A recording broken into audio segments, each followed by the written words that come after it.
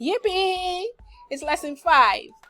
Today we're going to be changing percentages to fractions. This is the exact opposite of what we did in the last lesson. So, last class we said if you want to change a fraction to a percentage, multiply by 100 over 1. What's the opposite of multiplication? Division, isn't it?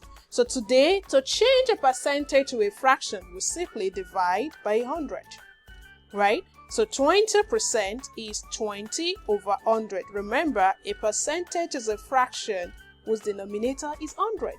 So 20 over 100, then we simplify.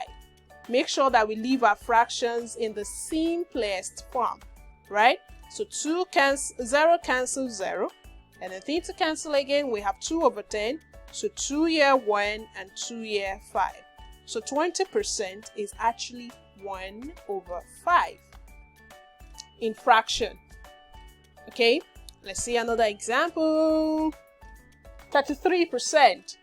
33 divided by 100.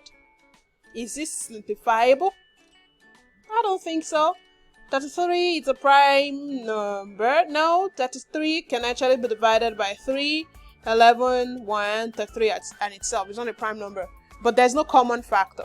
This is an odd number that cannot be divided by 2, and this is 100. So we leave it as it is.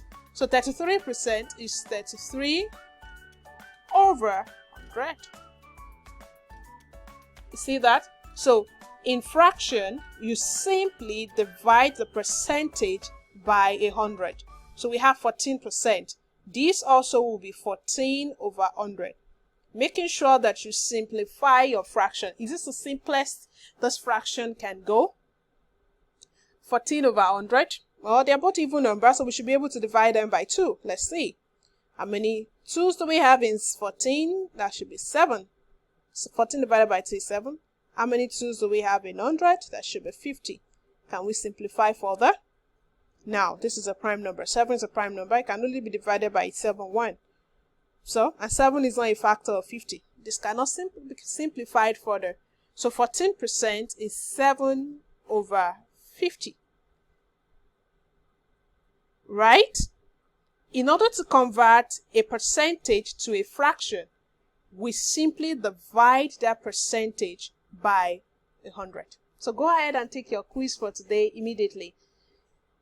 See you in the next lesson. Bye-bye.